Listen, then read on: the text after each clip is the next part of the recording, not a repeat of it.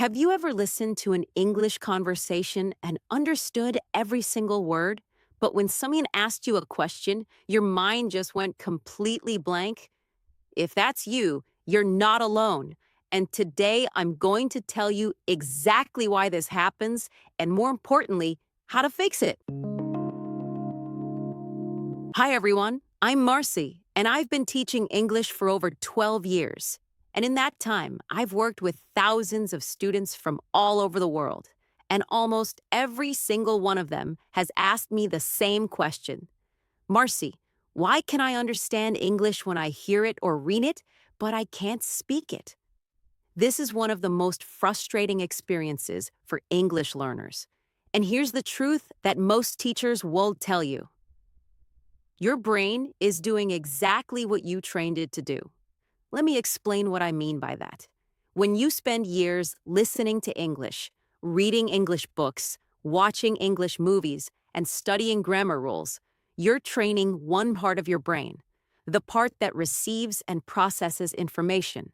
But speaking English uses a completely different part of your brain, the part that produces language, creates sentences in real time, and coordinates your mouth, tongue, and breath to make sounds. These are two different skills, and just because you're good at one doesn't automatically mean you're good at the other. Think about it like this.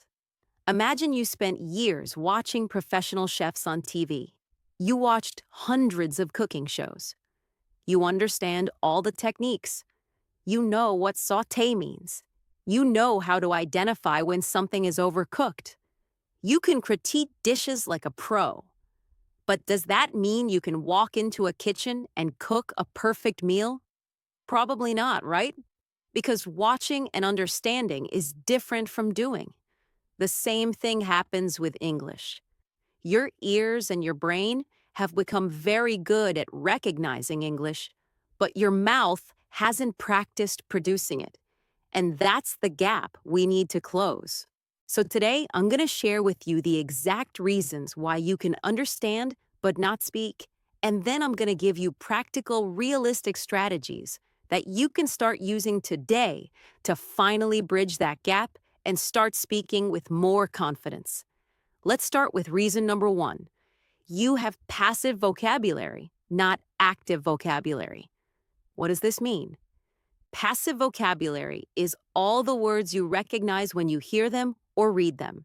For example, if I say the word exhausted, you probably know that means very tired, right? You understand it. But active vocabulary is different. Active vocabulary is the words that come to your mind automatically when you're speaking. So when you want to express that you're very tired, does the word exhausted pop into your head immediately? Or do you say something like, I am very, very tired, because that's what comes naturally? Most learners have a huge passive vocabulary, maybe 5,000 or even 10,000 words that they recognize, but their active vocabulary might only be 500 to 1,000 words that they can actually use when speaking. This is completely normal, but it's also one of the main reasons you feel stuck. The solution is not to learn more words. You probably already know enough words. The solution is to move words from your passive vocabulary into your active vocabulary. And the way to do that is through repeated use in context. Here's a simple technique I teach all my students. Choose 5 words or phrases that you understand but never use when you speak. Write them down, and then every day for 1 week, create 3 different sentences with each word out loud. Don't write them down, say them out loud. For example, let's say one of your words is exhausted. On Monday, you might say, I felt exhausted after my workout yesterday. My boss looks exhausted because he worked all weekend. I'm always exhausted on Monday mornings. Then on Tuesday, you create 3 completely different sentences with the same word. By the end of the week, that word has moved from passive to active because you've used it 21 times in different contexts.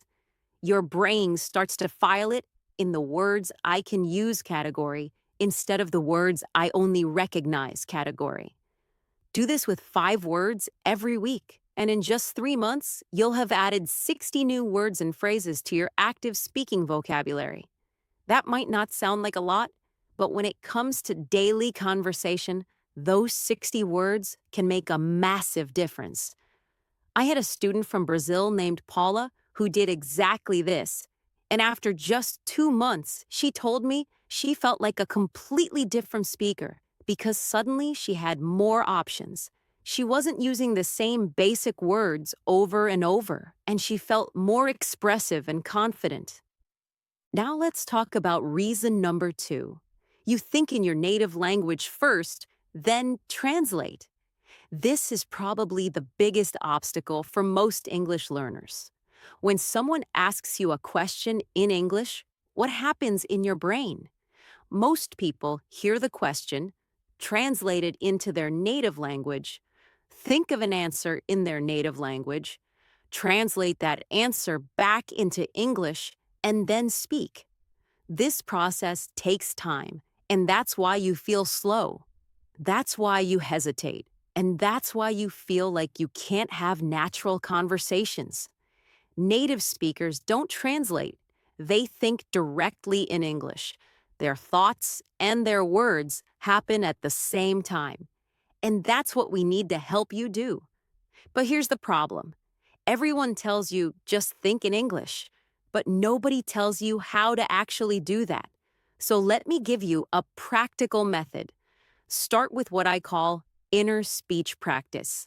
This is when you narrate your daily life in English inside your head using very simple sentences. For example, when you wake up in the morning, instead of thinking your normal thoughts in your native language, try thinking simple English thoughts like, I'm awake now. I need to get up. I'm still tired. Where's my phone? Oh, it's on the table. What time is it? I should make coffee. These are not beautiful, grammatically complex sentences, and they don't need to be. You're just training your brain to use English as your thinking language. At first, this will feel strange and slow, and you'll probably switch back to your native language without realizing it. And that's fine. Just gently bring yourself back to English. Do this every single day, and after a few weeks, you'll notice that English thoughts start coming more naturally. You can also practice this when you're doing simple activities like cooking, walking, or exercising. Describe what you're doing in real time using present continuous. I'm cutting the vegetables. I'm adding salt. I'm stirring the pot. The water is boiling. I'm tasting the soup. This simple practice does something powerful. It removes the translation step from your brain. When you regularly think in English, even in simple sentences, your brain starts to create direct pathways from thought to English words, and that makes speaking much faster and more natural. Here's another technique that works beautifully. When you're watching a TV show or a YouTube video in English, try to predict what the person is going to say next. Pause the video and say out loud what you think they'll say. Then play it and see if you are close. This trains your brain to think ahead in English, to anticipate language patterns, and to produce English spontaneously without translating. I've had students tell me that after doing this for a few weeks, they started having dreams in English, which is actually a great sign that your brain is starting to process English more naturally. Reason number 3, you don't have enough speaking practice. And I know what you're thinking. Of course I don't have enough speaking practice. That's why I'm watching this video. But here's what I want you to understand. You don't need a conversation partner to practice speaking. Yes, having someone to talk to is helpful, but you can build your speaking skills even when you're alone. And in fact, I would argue that practicing alone is actually better when you're building confidence because there's no pressure, there's no judgment, and you can make as many mistakes as you want. Let me share some techniques that my most successful students use. First, There's self-talk practice, which I mentioned briefly before, but let me expand on it. Self-talk is when you speak to yourself in English about anything, your day, your opinions, your plans, your feelings. You can do this out loud or in your head, but speaking out loud is more effective because it trains your mouth and your pronunciation. For example, you could spend 3 to 5 minutes every morning talking to yourself about your plans for the day. Okay, so today I have a meeting at 10. I need to prepare some documents before that. After the meeting, I'll probably have lunch around 1. I'm thinking maybe I'll try that new restaurant downtown. Then in the afternoon, I have to finish that report. I hope I can finish it before 5 because I want to leave on time today. Notice how natural and simple this is? You're not trying to impress anyone. You're just talking. And that's exactly what builds fluency. Another powerful technique is called recording and review. Here's how it works. Pick a simple topic, something like my favorite food, a place I want to visit, or one I did last weekend. Then set a timer for 2 minutes and record yourself speaking about that topic on your phone. Don't prepare. Don't write a script. Just speak spontaneously. After you finish, listen to the recording and notice 3 things. First, where did you hesitate or get stuck? Second, did you repeat the same words too many times because you didn't know alternatives? And third, were there any grammar mistakes that you can hear? Then do it again. Record yourself talking about the same topic for 2 minutes, but this time try to improve based on what you noticed. You'll be amazed at how much better your second recording is compared to your first. Do this 3 times a week, and you'll see massive improvements in your speaking confidence and fluency. One of my students from Japan, Kenji, was terrified of speaking English. He would literally shake when he had to speak in class. But he started doing this recording exercise every single day. And within 6 weeks, not only was he speaking more confidently, but he actually started enjoying it because he could hear his own progress. Here's another speaking practice technique that's incredibly effective. Commentary practice. This is when you watch a video with the sound off and you become the narrator. Watch a cooking video, a travel video, a sports clip, anything visual. Turn off the sound and describe what you see happening. For example, if you're watching someone make a sandwich, you might say, okay, so first she's taking 2 slices of bread. Now she's spreading butter on 1 slice. She's adding some lettuce. Now she's putting tomatoes on top. She's adding cheese. Oh, and now she's adding some kind of sauce. She's putting the other slice of bread on top and cutting the sandwich in half. This is fantastic practice because it forces you to speak continuously without stopping. It helps you practice describing actions and processes, and it's actually kind of fun. You can do this with any video, and the best part is you can do it at your own pace. If you need to pause and think, you can. There's no pressure. Reason number 4. You're too focused on grammar perfection. And this might sound strange coming from an English teacher, but hear me out. Grammar is important, absolutely. But when you're speaking, if you're constantly thinking, is this sentence correct? Am I using the right tense? Should I say have been or was? Then you're going to speak slowly, you're going to hesitate, and you're going to sound unnatural. Think about how you speak in your native language. Do you think about grammar rules when you're having a casual conversation with your friends? No, of course not. You just speak. Now, I'm not saying grammar doesn't matter. It does. But there's a time for grammar focus and a time for fluency focus. When you're studying, reading, or writing, that's when you should pay attention to grammar rules and accuracy. But when you're practicing speaking, especially in the beginning, your focus should be on communication and fluency, not perfection. Here's my rule. If someone can understand your message, Your grammar is good enough for conversation. Let me give you an example. If you say, yesterday I go to the supermarket and I buy some milk, is that grammatically perfect? No. The correct form would be, yesterday I went to the supermarket and I bought some milk. But did I understand your message? Yes, absolutely. So in a real conversation, that's good enough. As you practice more and more, your grammar will naturally improve because you'll hear correct patterns. You'll notice your mistakes, and your brain will gradually adjust. But if you wait until your grammar is perfect before you start speaking, you'll never speak. So give yourself permission to make mistakes. Give yourself permission to speak imperfectly. That's how everyone learns, including native speakers when they were children. I remember when my daughter was learning to speak, she used to say things like, I goed to the park, instead of, I went to the park. And we never stopped her and said, no, that's wrong, say it correctly. We just kept talking to her naturally, and eventually she figured it out on her own. Your brain works the same way. The more you speak, even with mistakes, the more your brain will naturally adjust and correct itself over time. Now, let's talk about reason number 5. You don't use what you learn. This is so common.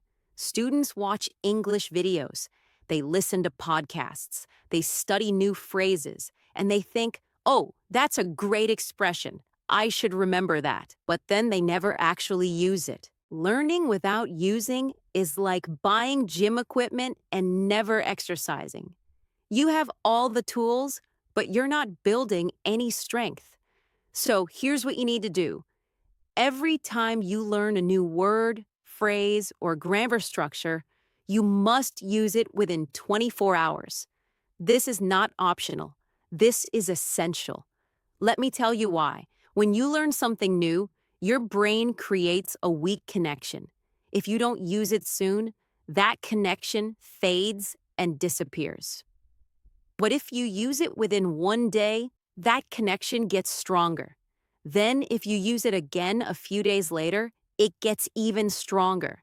And if you use it regularly over a couple of weeks, it becomes permanent. So create a system for yourself. I recommend keeping a small notebook or a note on your phone where you write down new expressions you want to learn, and every day, challenge yourself to use at least 3 of them. You can use them when you talk to yourself, when you write in your journal, when you record voice messages, or if you have a language partner, when you talk to them. For example, let's say you learn the phrase, I can't wait to, as in, I can't wait to see you, or I can't wait for the weekend. Today, use it 3 times in different contexts. I can't wait to finish work today.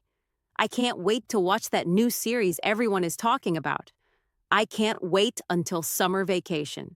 That's it, just 3 sentences, and suddenly that phrase is becoming part of your active vocabulary. Here's a bonus technique that really accelerates this process. Create what I call a phrase collection, specifically for speaking. This is different from a vocabulary list. In your phrase collection, you only write down complete phrases or sentence patterns that you can use in real conversations. Things like, I was wondering if you could. It depends on. I'm not sure, but I think. That reminds me of. Speaking of which, to be honest, now that you mention it, and so on. These are the connecting phrases that make you sound natural and fluent. Every week, pick 2 or 3 phrases from your collection and force yourself to use them in your self-talk practice, in your recordings, in your commentary practice, everywhere. When you do this consistently, these phrases become automatic, and that's when your speaking really starts to flow. All right, so now you understand the 5 main reasons why you can understand English but struggle to speak it.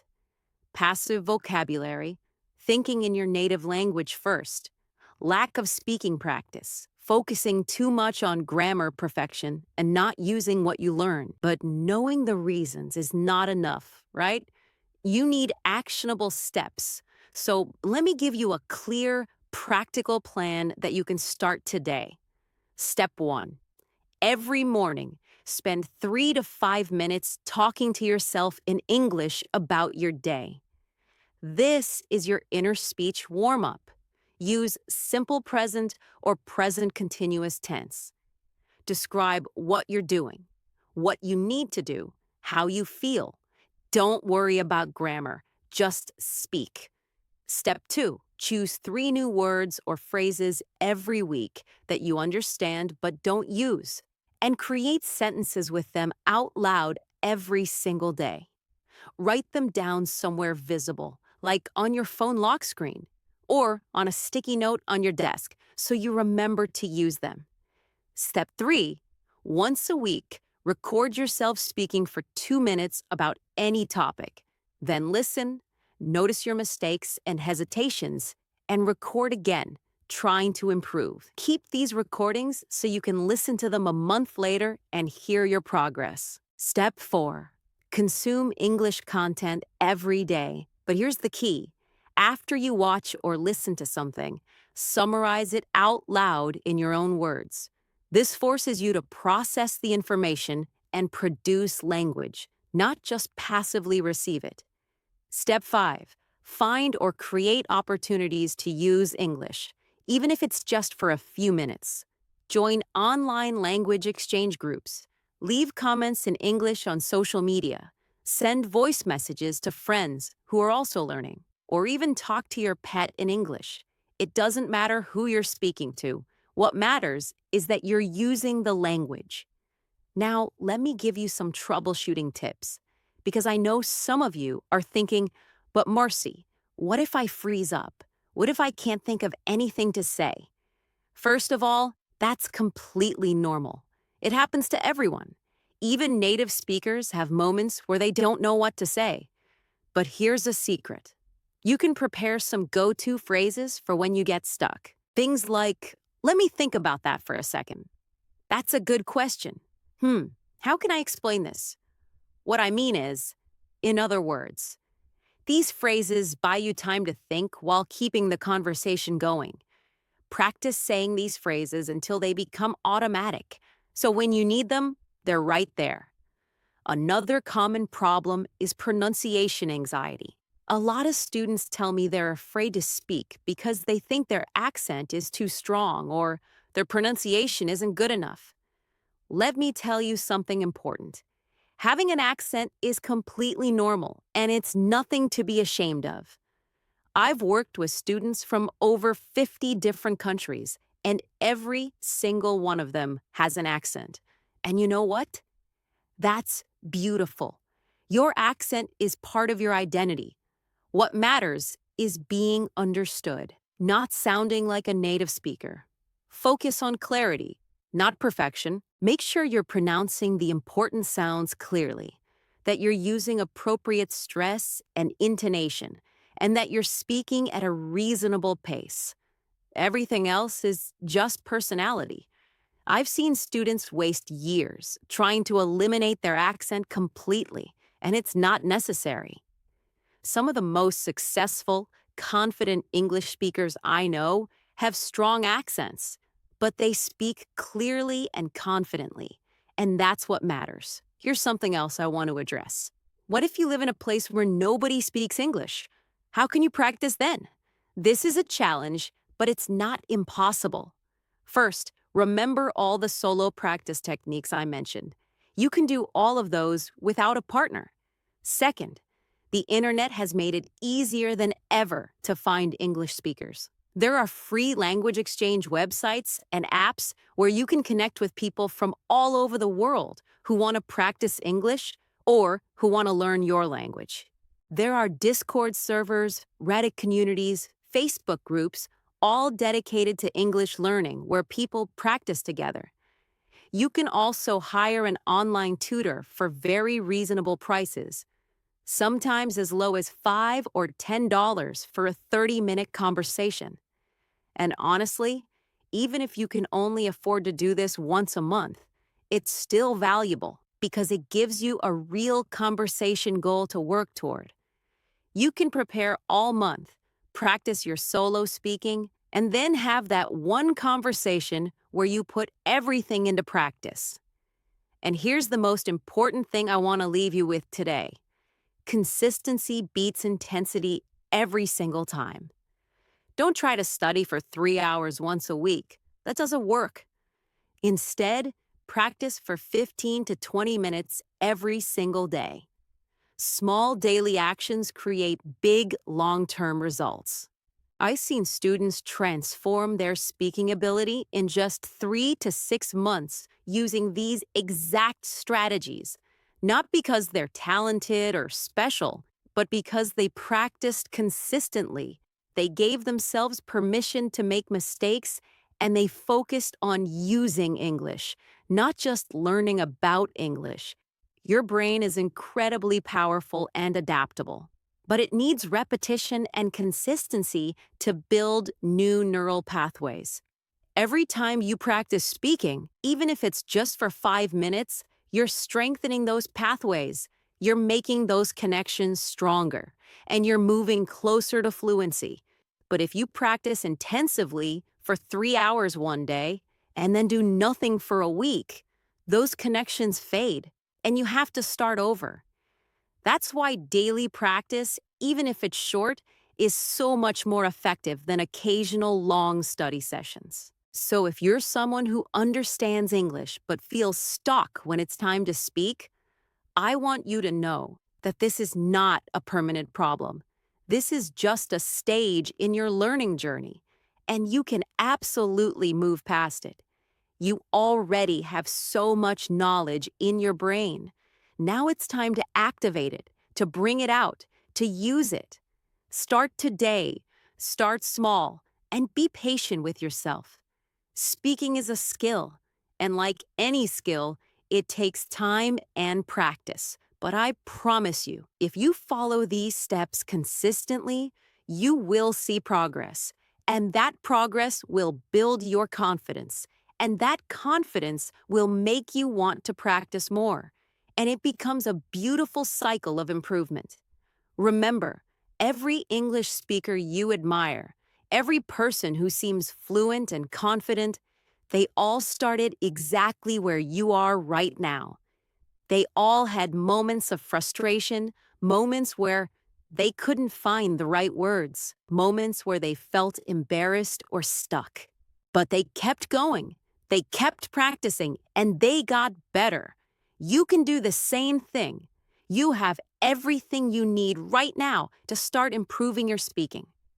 You don't need expensive courses. You don't need to move to another country. You don't need perfect conditions.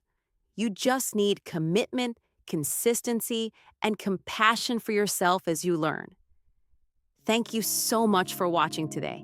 I really hope this was helpful for you. If you have any questions or if you want me to make more videos about specific English learning challenges, leave a comment below and let me know. I read every single comment and I love hearing from you. Don't forget to subscribe to the channel so you don't miss future lessons. And I'll see you in the next video. Keep practicing, keep believing in yourself, and remember, every single day you practice, you're one step closer to the fluent, confident English speaker you want to become. See you next time.